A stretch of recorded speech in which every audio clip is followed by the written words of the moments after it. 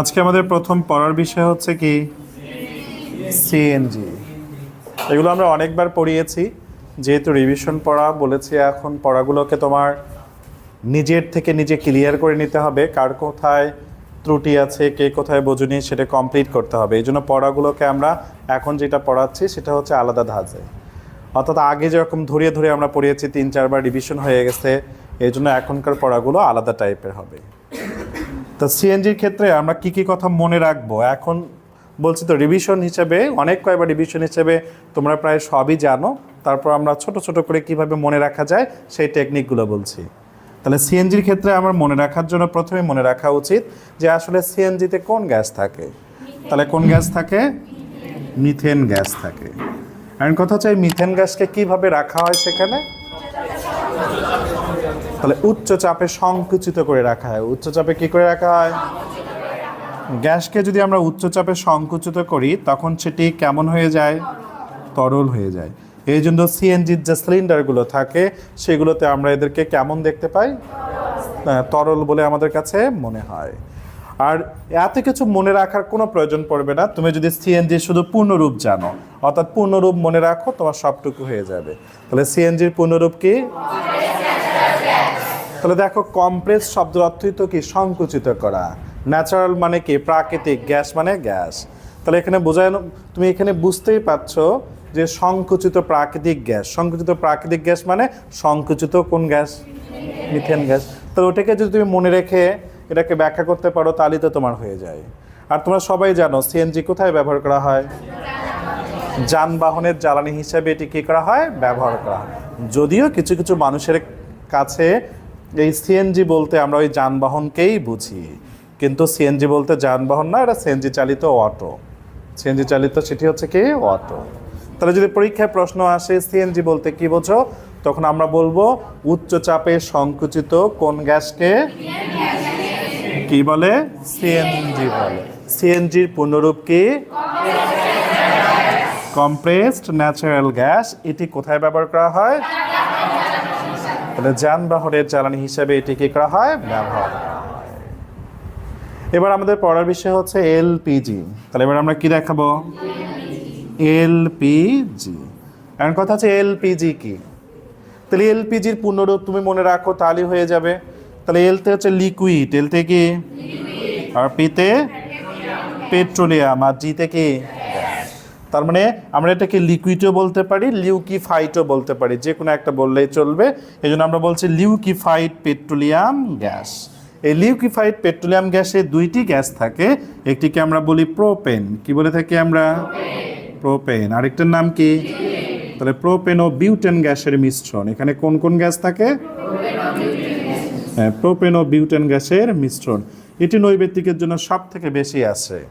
যে এলপিজিতে কোন গ্যাস থাকে? তাহলে এলপিজিতে কোন কোন গ্যাস থাকে? তাহলে প্রোপেন ও বিউটেন গ্যাস। এটিও তো যেহেতু আমরা তরল অবস্থায় দেখতে পাই, বাসাবাড়িতে যে সিলিন্ডার ব্যবহার করা হয়, তাহলে যদি তরল হয়েই থাকে তাহলে অবশ্যই সেখানে কি ব্যবহার করা হয়েছে? উচ্চ চাপ দিয়ে তরল করে রাখা হয়েছে। এজন্য আমরা বলছি উচ্চ চাপে। কি চাপে? উচ্চ চাপে সংকুচিত প্রোপেন ও কোন গ্যাসের মিশ্রণকে কি বলে? এলপিজি বলে। এলপিজির পূর্ণরূপ কি? তাহলে এটি রান্নার কাজে, কিসের কাজে? জ্বালানি হিসেবে ব্যবহার করা হয়। আমরা বাসা বাড়িতে যে সিলিন্ডার ব্যবহার করি দেখবো সিলিন্ডারের গায়ে লেখা আছে এলপিজি। আমরা এটা 11তম অধ্যায়ে পড়েছিলাম যে পেট্রোলিয়াম, অপরিশোধিত পেট্রোলিয়ামকে যখন তাপ দেওয়া হয় তখন আমরা প্রথম ধাপেই এই এলপিজি অংশটি পাই। যদি 100% আমরা পেট্রোলিয়াম নেই, তাপ দেওয়া হলে কত পার্সেন্ট পেট্রোলিয়াম গ্যাস পাওয়া যায়? 2% পেট্রোলিয়াম গ্যাস পাওয়া যায়।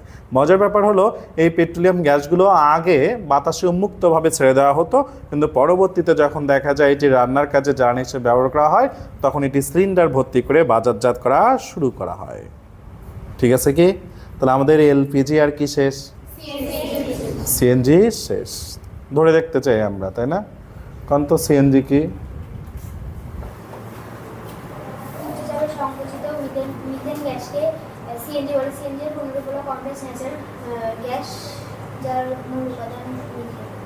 কোথায় ব্যবহার করা হয়? বলতো এলপিজি কি?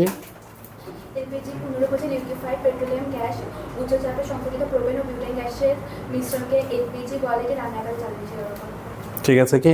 তাহলে আমাদের সিএনজি এবং কি শেষ? এলপিজি শেষ। এখন আমরা এখান থেকে আরও কিছু কিছু শব্দ ব্যবহার করে থাকি। দেখো, আমরা যদি এটা একটা বাসাবাড়িতে ব্যবহৃত সিলিন্ডারের কথা বলি, এই সিলিন্ডারের আমরা মুখটাকে খুলে দিলাম, কিন্তু কি করালাম না? আগুন ধরালাম না। তাহলে এখানে যে প্রক্রিয়াগুলি হবে, একটি হবে ব্যাপন, আরেকটি হবে কি? তাহলে ব্যাপনে নিঃসরণে কোনটি আগে ঘটবে? কারণ এই সরু ছিদ্রপথে, এখানে যদি ছিদ্র করে দেওয়া হয় তাহলে সরু ছিদ্রপথে গ্যাস কি আসে? প্রথমে সজোরে বের হয়ে আসে, তারপরে এই গ্যাস বের হয়ে আসার পর স্বতঃস্ফূর্তভাবে চারদিকে কি যায়? তার মানে এটি হচ্ছে নিঃসরণ। এটি কি? নিঃসরণ। আর পরের ধাপটার নাম কি? ব্যাপন। আমরা যদি বডি স্প্রের কথা বলি, তাহলে সেখানে বডি স্প্রেতে এরকম করে আমরা প্রেস করি, সরু ছিদ্রপথে গ্যাস বের হয়ে যায়, বের হওয়ার পরে তারপরে তো চারদিকে ছড়িয়ে পড়ে। তার মানে সেক্ষেত্রে প্রথম প্রক্রিয়াটির নাম কি? আর পরে প্রক্রিয়াটির নাম কি? ঠিক আছে। কোনো ফলমূল থেকে যে গন্ধ বের হয়, ফলমূল থেকে গন্ধ বের হওয়ার জন্য ফলের গায়ে যে ত্বক থাকে, এই ত্বকগুলো সূক্ষ্ম সূক্ষ্ম ছিদ্র হয়। যখন ফল মানে পরিপক্ক হয়ে পেকে যায়, তখন এই সূক্ষ্ম সূক্ষ্ম ছিদ্র হয় এবং নরম হয়ে যায়। তখন এই সূক্ষ্ম সূক্ষ্ম ছিদ্র দিয়ে যে গ্যাস বের হয়ে আসে, এটি তাহলে অবশ্যই কোন প্রক্রিয়া? আর পরে চারদিকে কি যায়? দুষ্ট দুষ্ট ছেলে মেয়ের নাকে চলে যায়, তারপরে লাফালাফি করে এসব পারতে হয়। চিন্তা করে দেখো, যদি এই নিঃসরণ না থাকতো, ব্যাপন না থাকতো, তাহলে আম পাকা, কাঁঠাল পাকা গন্ধগুলো আমরা পাইতাম না।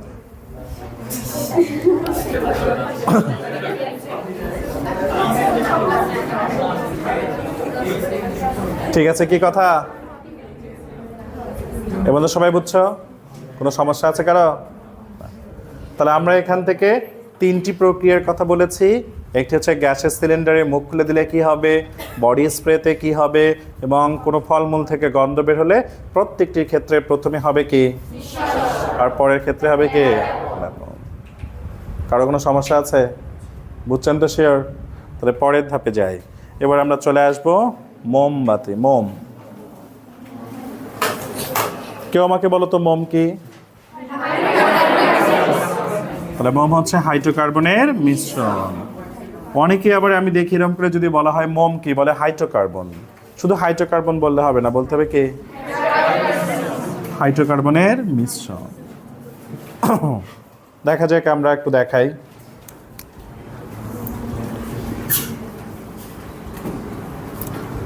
মনে করে নিলাম এটা হচ্ছে আমাদের মোম। তাহলে মোমের ভিতরে এটা কি? মোমের সুতা। এই সুতার কথাটা একটু মনে রাখতে হবে। তাহলে আমরা বলতে পারি এই হাইড্রোকার্বনের মধ্যে, অর্থাৎ মোমের মধ্যে মোমের কি থাকে? সুতা থাকে। এই সুতাতে যদি কি ধরানো হয়? আগুন ধরানো হয়। তাহলে সুতোর চারদিকে থাকা কঠিন মোমগুলো, কঠিন কিগুলো? তাপ গ্রহণ করে গলে কিসে পরিণত হয়?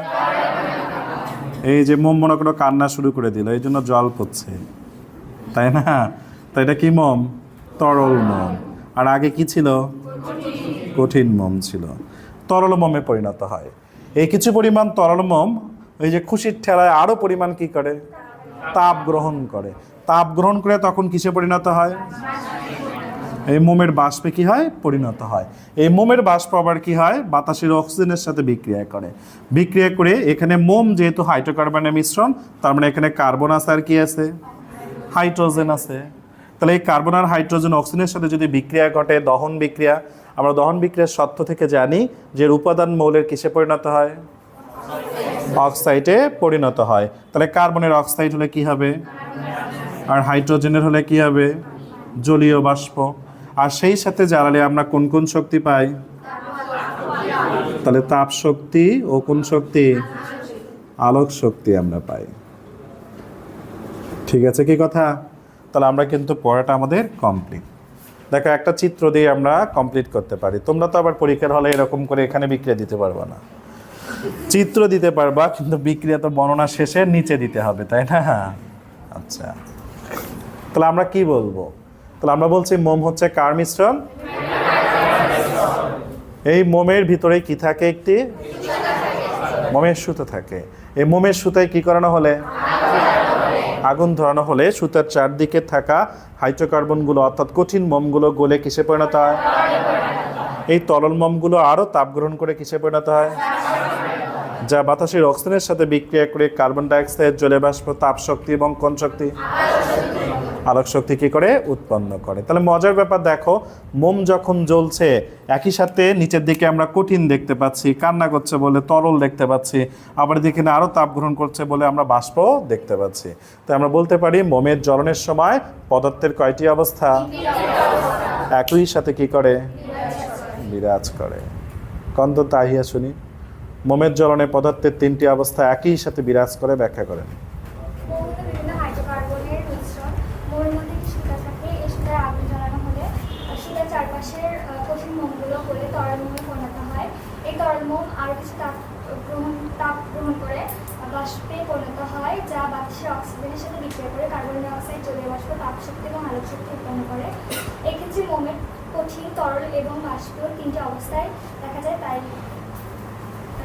তাই বলা যায় মোমের জ্বলনে মোমের জ্বলনের তিনটি অবস্থায় একই সাথে কি করে? বিরাজ করে। আচ্ছা, আমরা আরেকটা প্রশ্ন পড়েছিলাম এখান থেকে সপ্তম অধ্যায়ে, যে মোমের জ্বলনের সময় ভৌত এবং রাসায়নিক পরিবর্তন উভয়ই ঘটে। তো সে সম্পর্কে আমরা যদি দুটো কথা বলি, দেখো এখানে কিন্তু কি হচ্ছে, মমটা গলে তরল মমে পরিণত হয়েছে না? এই তরল মম কিন্তু কিছুক্ষণ পরে তাপ আবার বিকিরণ করে কি হবে? কঠিন মমে পরিণত হবে। তার মানে আগের অবস্থায় সে কি আসলো? তার মানে এই পরিবর্তনটি কি পরিবর্তন? ভৌত পরিবর্তন। এখানে গঠনের কোনো কি হয়নি? পরিবর্তন হয়নি। নতুন কোনো রাসায়নিক পদার্থ কি হয়নি? তৈরি হয়নি। ঠিক আছে কি? আবার দেখো কিছু মম এই যে হাইড্রোকার্বনগুলো বাতাস অক্সিজেনের সাথে বিক্রিয়া করেছে, এখানে আর কিন্তু অক্সিজেনও নাই, এখানে আর কি নাই? হাইড্রোকার্বনও নাই। সম্পূর্ণ ভিন্ন ধর্মী নতুন পদার্থের কি হয়েছে? তার মানে এটি একটি কোন প্রক্রিয়া? রাসায়নিক প্রক্রিয়া, রাসায়নিক পরিবর্তন, তাই না? তাহলে আমরা বলতে পারি যে মোম জ্বলনের সময় ভৌত এবং রাসায়নিক পরিবর্তন উভয়ই কি ঘটে? একই সাথে ঘটে। তাহলে আমরা কত অধ্যায় দেখবো? এটা সপ্তম অধ্যায়। এটি মনে করিয়ে দিয়ে গেলাম। দ্বিতীয় অধ্যায়ে আমরা এটাকে মনে করিয়ে দিয়ে গেলাম। এই বন্ধু কি বুঝছেন? কারো কোনো সমস্যা আছে? আচ্ছা, ব্যাপন এবং নিঃসরণ নিয়ে আমাদের আরও কিছু কথা আছে, সেই কথাগুলো আমরা একটু শেষ করতে চাই। মনে করো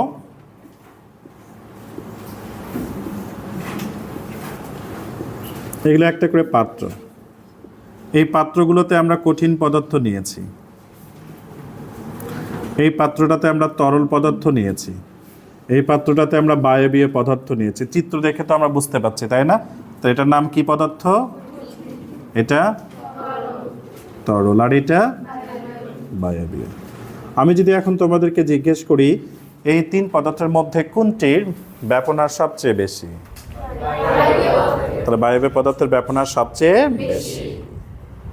ঠিক আছে কি? আর কথা হচ্ছে বায়বীয় পদার্থের ব্যাপনার সবচেয়ে বেশি কেন? কারণ কি?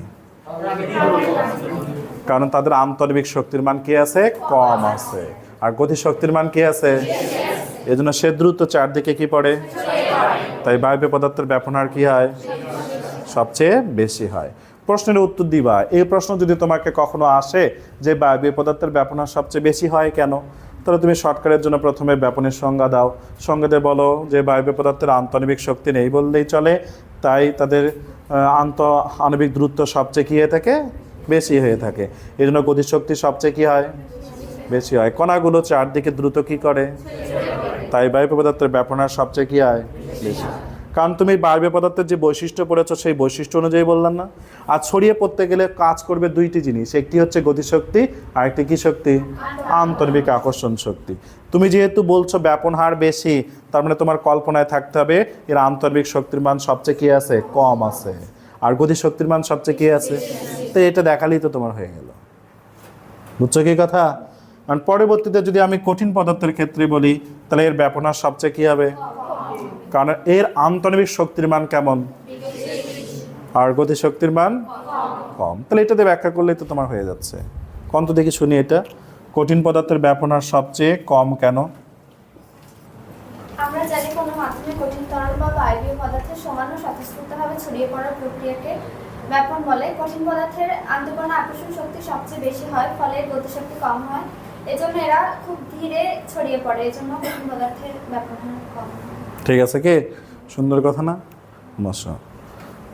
তাহলে এখন দেখো তিনটার ক্ষেত্রেই এই তিনটার ক্ষেত্রে যদি আমি তাপ দিই, তিনটার ক্ষেত্রে আমি যদি কি দেই, তাপ দিই, তাহলে তাপ দিলে শুধু কঠিন পদার্থের কি ব্যাপনহার বাড়বে, না তরলেরও বাড়বে, বায়বীয়েরও বাড়বে? তাহলে সবগুলোরই ব্যাপনহার কি পায়? তার মানে তুমি যদি ওর যদি টেম্পারেচার যা থাকে, তাপমাত্রা যা থাকে, তার থেকে যদি আমরা একটু বাড়িয়ে দেই, মনে করো 25 ডিগ্রি সেন্টিগ্রেডে সে আছে, আমাদের এখানে 25 ডিগ্রি সেন্টিগ্রেড আছে, এই 25 ডিগ্রি থেকে আমি তাপ বাড়িয়ে 35 করলাম, কত করলাম? 35 করলাম, তাহলে তার ব্যাপনহার কি পাবে? এটিকে বাড়িয়ে যদি আমি 40 করি, তাহলে আরও কি পাবে? বৃদ্ধি পাবে। এর বাস্তব উদাহরণের জন্য আমরা বলি, মনে করো তুমি একটা কাপ নিয়েছো, এটা মনে করো একটা কাপ, এই কাপের ভিতরে তুমি ঠান্ডা পানি নিলা, কি পানি নিলা? ঠান্ডা পানি নিয়ে এখানে মনে করো তুমি টি প্যাক দাও, ঠিক আছে কি? আরেকটা কাপ নাও, যে কাপটাতে তুমি কি করো?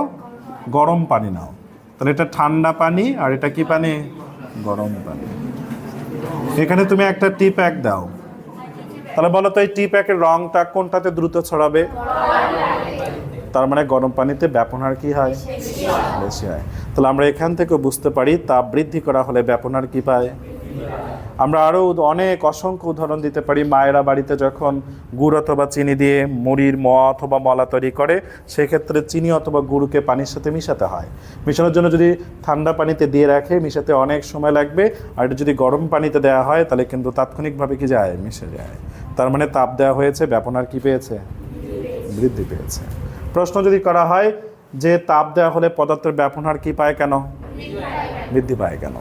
তাহলে আমরা ওই যে কণার গতিতত্ত্বে যে কথা পড়ে এসেছিলাম সেই কথা বলবো। জেনে কোনো পদার্থকে কি দেওয়া হলে, আগে তো ব্যাপনের সংজ্ঞা দিবা, আগে কার সংজ্ঞা, তারপরে বলবা কোনো পদার্থকে কি দেওয়া হলে, ওই পদার্থের কণাগুলো তাপ গ্রহণ করে কি করতে থাকে? ফলে আন্তঃনিবিক আকর্ষণ শক্তি কমে গিয়ে কোন শক্তি বৃদ্ধি পায়? এই জন্য সে স্বাভাবিকের থেকে বেশি দ্রুত কি যায়?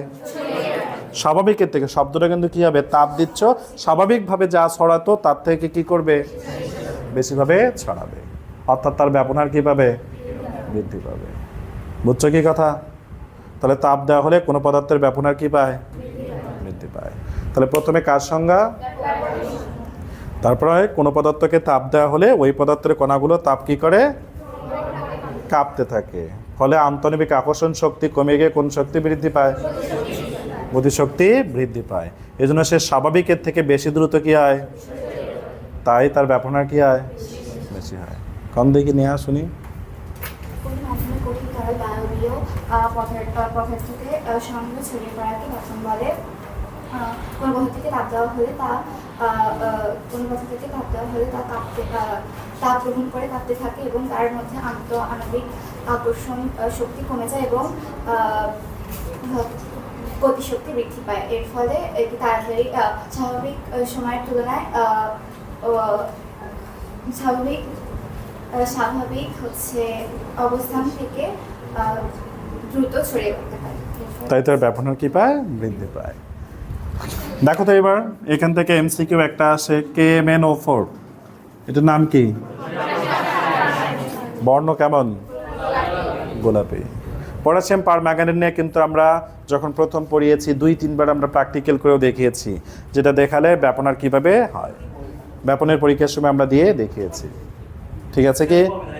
পরের দিকে আসে এবার গলন আর স্ফুটন। এবার কি? গলন আর স্ফুটন। যা পড়িয়েছি কারো সমস্যা আছে? প্রশ্ন থাকলে প্রশ্ন করতে পারেন। দেখো এবার, তাহলে এবার প্রথমে আমরা পড়াবো হচ্ছে কি? গলন। গলনের সাথে আরেকটি শব্দ আছে গলনাঙ্ক। আর আমরা পরে পড়াবো হচ্ছে কি? স্ফুটন।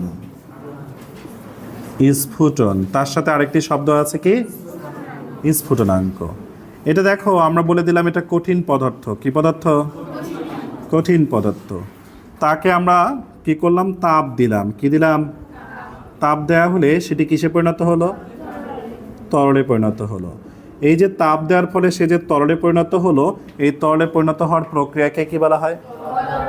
আমরা আগেও বলেছি, এখনও বলছি, বা আগামীতেও বলবো, যে সাধারণত কারো শেষে যদি ন থাকে কোনো ব্যক্তির নাম ছাড়া, তাহলে সেটিকে কি বোঝানো হয়? সেটিকে প্রক্রিয়া বোঝানো হয়। কি বোঝানো হয়? তাহলে এর শেষে যেহেতু ন আছে, তাহলে এটা অবশ্যই এটা একটি কী হবে? প্রক্রিয়া হবে। তাহলে আমরা বলতেই পারি যে প্রক্রিয়ায় কঠিন পদার্থ কিসে পরিণত হয়? এটি ইজি সংজ্ঞা হবে। আর তুমি যদি একটু ভালো করে বলো তাহলে বলো, তাপ প্রয়োগে কোনো কঠিন পদার্থ গলে কিসে পরিণত হলে সেই প্রক্রিয়াকে কি বলা হয়? গলন বলে। নিজের ইচ্ছা মতো মূল জিনিস ঠিক রেখে যা বলো তাই তো হবে, তাই না? তাহলে তাপ প্রয়োগে কোনো পদার্থের কি থেকে তরলে পরিণত হওয়ার প্রক্রিয়াকে কি বলা হয়? গলন বলা হয়। আবার যদি আমি তাপ দিই, আবার যদি কি দেই? তাপ দিই, তাহলে তরল থেকে কি হবে? বাষ্প হবে। এই বাষ্প হওয়ার প্রক্রিয়াকে কি বলা হবে? স্ফুটন। তাহলে তাপ প্রয়োগ করে কোনো তরল পদার্থকে কিসে পরিণত করা প্রক্রিয়াকে কি বলে? স্ফুটন বলে। ঠিক আছে কি? তাহলে কঠিন থেকে কি হলে, যেহেতু গলে যাচ্ছে তাই তার নাম কি? আর যেহেতু ওখানে ফুটে বাষ্পে পরিণত হচ্ছে তাই তার নাম কি? স্ফুটন। তাহলে প্রক্রিয়া কয়টি রয়েছে এখানে? দুইটি। এখন মজার ব্যাপার হচ্ছে কি, দেখো যখন কঠিন থেকে তরলে পরিণত হবে, পরিণত হতে যে তুমি তাপ দিচ্ছ, এই তাপ দিতে যেটুকু তাপের প্রয়োজন হবে, অর্থাৎ তাপমাত্রা যত লাগবে সেই তাপমাত্রাটাই তার কি? সেই তাপমাত্রাই হচ্ছে তার গলনাঙ্ক। তাহলে এটাই তার কি? গলনাঙ্ক। আবার তরল থেকে যখন কিসে পরিণত হচ্ছে? বাষ্পে পরিণত হচ্ছে। বাষ্পে পরিণত হতে যে তাপমাত্রা প্রয়োজন হচ্ছে সেটা তার কি? তাহলে স্ফুটনাঙ্ক। ঠিক আছে কি? এখন এই গলনাঙ্ক এবং স্ফুটনাঙ্কের ক্ষেত্রে চাপের একটা প্রভাব রয়েছে। চাপের কি রয়েছে? প্রভাব রয়েছে। এই জন্য চাপ যেহেতু এখানে একটা প্রভাব ফেলে, এই জন্য কী করা হয়? চাপকে নির্দিষ্ট করে দেওয়া হয়, স্থির করে ধরে নেওয়া হয়, নয়তোবা স্বাভাবিক চাপে ধরে নেওয়া হয়। আর স্বাভাবিক চাপের মান কত? 1 বায়ুমণ্ডলীয় চাপ। কত বায়ুমণ্ডলীয় চাপ? যাকে আমরা বলি 1 atm চাপ। তুমি 1 atmও বলতে পারো, 1 বায়ুমণ্ডলীয় বলতে পারো। তাহলে 1 বায়ুমণ্ডলীয় চাপে কি চাপে? তাপ প্রদানের ফলে যে তাপমাত্রায়, তাপ প্রদানের ফলে কি কঠিন পদার্থ কিসে পরিণত হয়? সেই তাপমাত্রাকে, সেই কাকে? উক্ত কোন পদার্থের? কঠিন পদার্থের। গলনাঙ্ক সবসময় কোন পদার্থের হবে? উক্ত কঠিন পদার্থের কি বলে? গলনাঙ্ক বলে। আবার বলছি, কত বায়ুমণ্ডলীয় চাপে? 1 বায়ুমণ্ডলীয় চাপে তাপ প্রদানের ফলে, কিসের ফলে? যে তাপমাত্রায় কোনো কঠিন পদার্থ কিসে পরিণত হয় সেই তাপমাত্রাকে, সেই উক্ত কঠিন পদার্থের কি বলে? গলনাঙ্ক বলে। তাহলে স্ফুটনাঙ্কের ক্ষেত্রেও তাই হবে। 1 বায়ুমণ্ডলীয় চাপে তাপ প্রদানের ফলে যে তাপমাত্রায় কোনো তরল পদার্থ কিসে পরিণত হয় সেই তাপমাত্রাকে উক্ত তরল পদার্থের কি বলে? স্ফুটনাঙ্ক বলে। আমরা উদাহরণ হিসেবে দিতে পারি, আমি মনে করি এটাকে বরফ ধরে নিলাম। কি ধরে নিলাম? বরফ। এই বরফকে আমি তাপ দেওয়া শুরু করলাম, তাপ দিতে দিতে দেখলাম যখন 0 ডিগ্রি সেন্টিগ্রেড উঠেছে তখন সেটি কিসে পরিণত হয়েছে? পানিতে পরিণত হয়েছে। তার মানে বরফের গলনাঙ্ক কত? 0 ডিগ্রি সেলসিয়াস। আবার এই পানিকে আমি আরও তাপ দিলাম, তাপ দিতে দিতে যখন কত ডিগ্রি সেন্টিগ্রেড উঠেছে, হ্যাঁ, তখন সেটি কিসে পরিণত হয়েছে? জলীয় বাষ্পে কি হয়েছে? পরিণত হয়েছে। তার মানে অবশ্যই এই 100 ডিগ্রি সেন্টিগ্রেড তাপমাত্রায় কার স্ফুটনাঙ্ক? পানির স্ফুটনাঙ্ক। বলতো সোডিয়ামের গলনাঙ্ক কত? Sodium chloride. তাহলে 801 ডিগ্রি সেন্টিগ্রেড তাপমাত্রায় কঠিন সোডিয়াম ক্লোরাইড কিসে পরিণত হবে? একে যদি আরও তাপ দাও তাহলে 1465 ডিগ্রি সেন্টিগ্রেড তাপমাত্রায় সে কিসে পরিণত হবে? সালফারের গলনাঙ্ক কত? 115। ইউরিয়ার 133। এগুলো কিন্তু পরীক্ষা আসে। ঠিক আছে কি পর্যন্ত? তাহলে আমরা এখান থেকে 4টা টার্ম পড়িয়েছি। একটা হচ্ছে কি গলন কি, স্ফুটন কি, তারপরে আমরা পড়িয়েছি গলনাঙ্ক কি, স্ফুটনাঙ্ক কি। ঠিক আছে, এর পরের প্রশ্ন হচ্ছে বরফের গলনাঙ্ক 0 ডিগ্রি সেন্টিগ্রেড বলতে কি বোঝো, আর পানির স্ফুটনাঙ্ক কত বলতে? নয়তোবা যে কোনো একটা বলবে। ইউরিয়ার গলনাঙ্ক 133 বলতে কি বোঝো, তাই না? তো যার কথা বলবে তার আগে কি করবা? গলনাঙ্কের সংজ্ঞা দিবা। কার সংজ্ঞা? সংজ্ঞা দিয়ে বলবা, যদি ইউরিয়ার কথাই বলে তুমি বলবা ইউরিয়ার গলনাঙ্ক 133 ডিগ্রি সেন্টিগ্রেড বলতে বোঝায় 1 বায়ুমণ্ডলীয় চাপে তাপ প্রদানের ফলে, কার ফলে? 100 কত ডিগ্রি সেন্টিগ্রেড তাপমাত্রায় কঠিন ইউরিয়া কিসে পরিণত হয়, এটা বলে দিবা, শেষ। আর যদি বলে সোডিয়াম ক্লোরাইডের গলনাঙ্ক 801 ডিগ্রি বলতে কি বোঝায়, তাহলে কি বলবা? 1 বায়ুমণ্ডলীয় চাপে তাপ প্রদানের ফলে কত ডিগ্রি সেন্টিগ্রেড তাপমাত্রায় কঠিন সোডিয়াম ক্লোরাইড কিসে পরিণত হয়, তরল সোডিয়াম ক্লোরাইডে পরিণত হয়। বুঝছেন কি?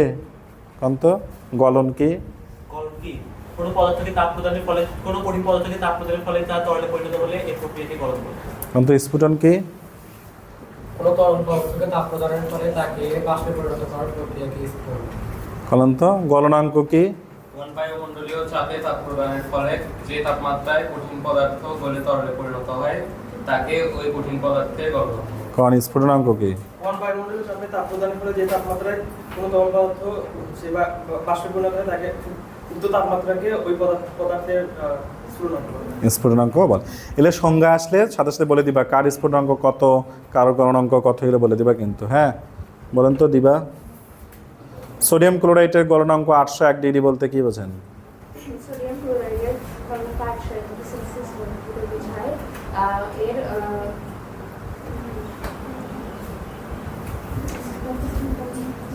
অন বায়ুমণ্ডলীয় চাপে এর গলনাঙ্ক 108 ডিগ্রি সেন্টিগ্রেড।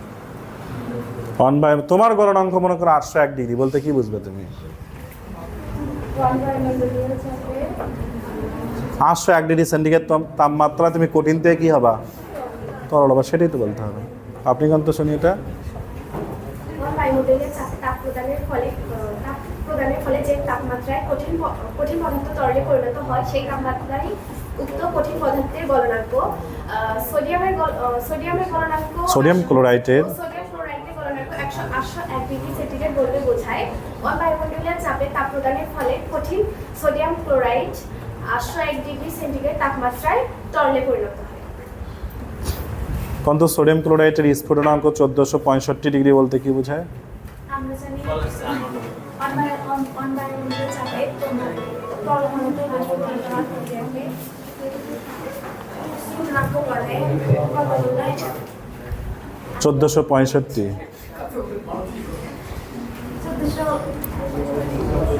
সোডিয়াম ক্লোরাইডের স্ফুটনাঙ্ক বায়ুমণ্ডলীয় চাপে সোডিয়াম ক্লোরাইডকে তাপ প্রদানের ফলে 1465 ডিগ্রি সেন্টিগ্রেড তাপমাত্রায় তরল থেকে কি হয়, বাষ্পে পরিণত হয়। বসে এবারের প্রশ্ন সব থেকে ইম্পর্টেন্ট প্রশ্ন, একই পদার্থের গলনাঙ্ক আর স্ফুটনাঙ্ক কি হয় কেন, ভিন্ন হয় কেন? তাহলে এর জন্য ওই যে দুটো বললো না, তোমার যে কোনো তুমি পানি দিয়ে উদাহরণ দিতে পারো, সোডিয়াম ক্লোরাইড দিয়ে দিতে পারো, যে কোনো জানা জিনিস দিয়ে। তার মানে তুমি সোডিয়াম ক্লোরাইডের গলনাঙ্ক 801 কেন সেটার জন্য প্রশ্নের উত্তর দিয়ে দিবা। আবার স্ফুটনাঙ্ক কত কেন, 1465 কেন। আবার গলনাঙ্ক স্ফুটনাঙ্ক বলে দিলা, বলে দিয়ে বলবা যেহেতু উপরের আলোচনা থেকে দেখা যায়, যেহেতু কোথা থেকে দেখা যায়, একই পদার্থ সোডিয়াম ক্লোরাইডের গলনাঙ্ক 801 ডিগ্রি সেন্টিগ্রেড আর স্ফুটনাঙ্ক কত, তার মানে সোডিয়াম ক্লোরাইড একই পদার্থ হলেও তার গলনাঙ্ক স্ফুটনাঙ্ক কি, তাই বলা যায় একই পদার্থের গলনাঙ্ক স্ফুটনাঙ্ক কি একই নয়, অর্থাৎ ভিন্ন। তাহলে যেহেতু অংশ আবার বলছি, যেহেতু একই পদার্থ সোডিয়াম ক্লোরাইডের গলনাঙ্ক 801 আর স্ফুটনাঙ্ক কত 65, ঠিক আছে। এখানে যেহেতু সোডিয়াম ক্লোরাইড একই পদার্থ হওয়া সত্ত্বেও তার গলনাঙ্ক আর স্ফুটনাঙ্ক কি ভিন্ন, তাই উপরে আলোচনা থেকে বলা যায় যে একই পদার্থের গলনাঙ্ক আর স্ফুটনাঙ্ক কি একই নয়, অর্থাৎ ভিন্ন। আসলে তাই হবে তো। দেখো কঠিন থেকে তরল হলে যে তাপমাত্রা লাগছে সেটা তো তোমার গলনাঙ্ক, আবার তাকে তুমি তাপ যদি আর না বাড়াও তাহলে সে কি স্ফুটনাঙ্ক হবে? তাহলে অবশ্যই দুটোই হবে না, তাহলে অবশ্যই গলনাঙ্ক আর স্ফুটনাঙ্ক কি হবে, ভিন্ন। বুঝছেন কি কথা? কত দেখি আমরা জানি 1 বায়ুমণ্ডলীয় চাপে যে তাপমাত্রায় কঠিন পদার্থ বলে তরলে পরিণত হয় সেই তাপমাত্রাকে উক্ত কঠিন পদার্থের গলনাঙ্ক বলে। 1 বায়ুমণ্ডলীয় চাপে কঠিন সোডিয়াম ক্লোরাইডকে তাপ দেওয়া হলে এটি 801 ডিগ্রি সেন্টিগ্রেড তাপমাত্রায় তরলে পরিণত হয়। আবার আমরা জানি 1 বায়ুমণ্ডলীয় চাপে যে তাপমাত্রায় তরল পদার্থকে তাপ দেওয়া হলে সেটি বাষ্পে পরিণত হয় সেই তাপমাত্রাকে উক্ত তরল পদার্থের স্ফুটনাঙ্ক বলে। অণবায়ুমণ্ডলীয় চাপে তরল সোডিয়াম ক্লোরাইডকে তাপ দেওয়া হলে এটি 1465 ডিগ্রি সেলসিয়াস তাপমাত্রায় বাষ্পে পরিণত হয়। যেহেতু উপরের আলোচনা থেকে দেখা যায় সোডিয়াম ক্লোরাইড একই পদার্থ হওয়া সত্ত্বেও এর গলনাঙ্ক 801 ডিগ্রি সেন্টিগ্রেড এবং স্ফুটনাঙ্ক 1465 ডিগ্রি সেন্টিগ্রেড, অর্থাৎ গলনাঙ্ক স্ফুটনাঙ্ক আলাদা। তাই বলা যায় যে একই পদার্থ হওয়া সত্ত্বেও কোনো একই পদার্থ হলেও সেটির গলনাঙ্ক স্ফুটনাঙ্ক একই হবে না, অত ভিন্ন না। গুড। দেখো আজকে কিন্তু আমরা অনেকখানি পড়িয়ে দিয়েছি, বুঝছেন কি? তাহলে আমরা যতক্ষণই পড়িয়ে দিয়েছি পরের পড়া এখান থেকে শুরু করে আপনি কি করবেন, স্ফুটনাঙ্ক গলনাঙ্ক নির্ণয় যেগুলো আছে, ঊর্ধ্বপাতন, হ্যাঁ বাষ্পীভবন ঊর্ধ্বপাতন যা আছে সব দেখে আসবেন। আর আমরা এখন এমসিকিউ সলিউশন করব।